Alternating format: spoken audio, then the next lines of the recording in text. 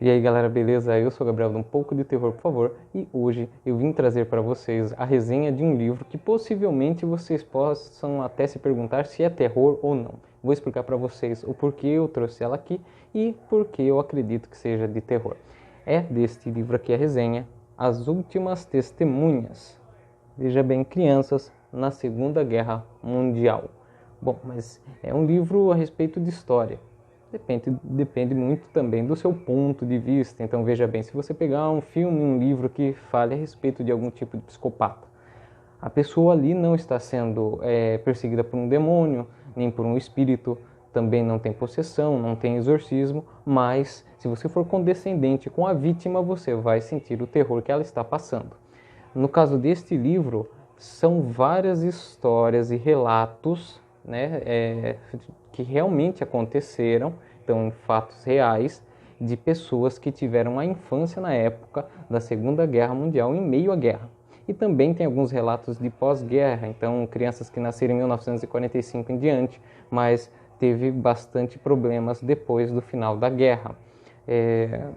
Se você pegar a leitura deste livro, eu demorei um bom tempo para ler porque eu sou um pouco emotivo quando se trata de crianças sofrendo, e como são vários relatos, eu vou mostrar para vocês aqui, eu li um relato e acabava ficando triste e não conseguia terminar a leitura tão rápido quanto eu faço de outros livros. Então, é como fosse um livro de Edgar Allan Poe, H.P. Lovecraft, como fosse, digamos, contos para ficar um pouquinho mais fácil de entender, mas são bem rápidos e tem muitos relatos aqui.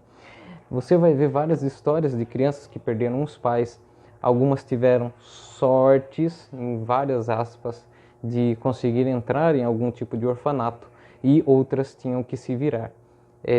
Porque às vezes no orfanato elas conseguiam um lugar para dormir ou para comer, né? Ou os dois juntos. Nem sempre, você lendo isso daqui, esse livro aqui, você vai ver que nem sempre tinha as duas coisas no mesmo lugar, infelizmente.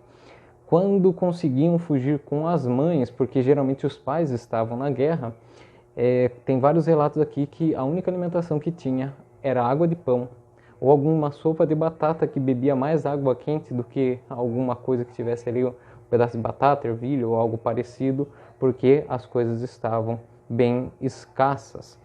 E eu gostaria de ler aqui um pedacinho para vocês terem um pouco de noção da história, mais ou menos como funciona, são os relatos deste livro.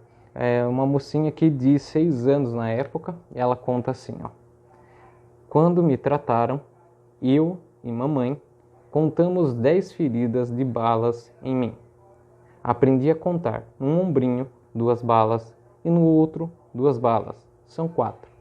Numa perninha 2 balas e na outra 2 balas, aí já são 8. No pescoço uma feridinha, aí já são 9.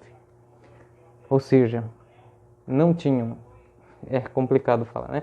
Não tinham estudos, porque não tinha escola, não tinha como ensinar nada. O que eu me lembro desse livro é que as crianças, geralmente, quando estavam no orfanato, as pessoas que cuidavam delas procuravam livros de crianças que não tinham a palavra pai nem mãe, para não lembrar as crianças do papai ou da mamãe, para não ter bagunça ou choro ou algo parecido, e não tinham como ensinar também a ler, escrever, a fazer contas, né?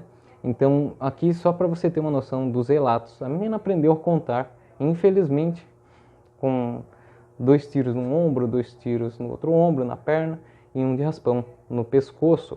Nesse relato inteiro, a menininha ela estava para ser executada, né, junto com outras crianças, e entenderam que ela iria morrer por conta desses ferimentos. Só que ela conseguiu passar viva e teve essa experiência, né?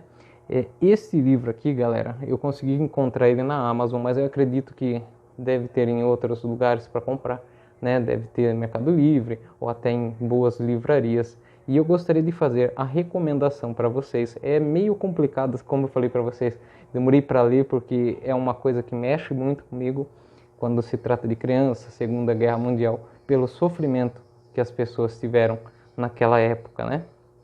Tem alguns relatos que eu posso dizer, como que eu posso dizer, que são felizes, que é quando os pais voltam, né, para casa. Então tem até a história mais ou menos de uma menininha que ela morava num prédio e ela tinha duas bonecas. O pai dela deu duas bonecas e ela ia brincar com as crianças e ela levou as bonecas dela para brincar com as crianças.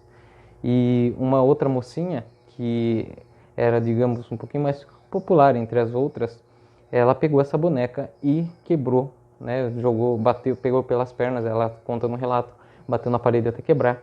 E ela perguntou por que fez isso, né? A dona da boneca, a menininha, ela falou assim: você tem duas bonecas e tem o seu pai, você quer tudo nesse mundo, né? Então a menininha não tinha nem boneca e nem o pai, porque ele acabou falecendo na guerra. E é complicado mesmo, galera, porque veja bem, por mais que passe vários anos, né? As pessoas ainda se sentem criança porque elas não tiveram infância. O último relato aqui conta que por mais que os pais do último relato, né? Por mais que os pais já tenham falecido, conseguiram passar pela guerra, a mulher e a irmã dela ainda se consideravam crianças porque não tiveram infância. Então é um livro um pouco aí complicado de ler, mas eu acho muito importante para a pessoa ter uma noção do que o ser humano é capaz de fazer. Outro relato que eu me lembro é de verem, né, uma criança ver enterrarem um senhor de idade ajoelhado e toda vez que passava de perto é como eles escutassem esse senhor gritando embaixo da terra. Obviamente ele já estava morto, mas né, a sensação era essa. Outra, a menininha pergunta para a irmã mais velha, né, o porquê atiraram no rosto da mãe dela, sendo que a mãe dela era tão bonita, né? Então, galera, eu recomendo que faça essa leitura, né? E sempre que possível tentar refletir sobre o que o ser humano é capaz, né? E o recado final desse vídeo, eu gostaria de agradecer a Giovana, que foi quem que me indicou esse livro. Ela falou de uma forma tão interessada que fez com que eu me interessasse também. Então, muito obrigado, Giovana. Eu já falei para ela fazer um canal no YouTube ou um IG no Instagram para fazer as indicações de livros ou um tipo de resenha também, né? Então, caso ela faça ou quando ela faça, eu vou indicar aqui o canal ou o IG dela para vocês, tá bom? Então, obrigado, Giovana, mais uma vez. E obrigado a você que assistiu mais um vídeo. Até a próxima e tchau!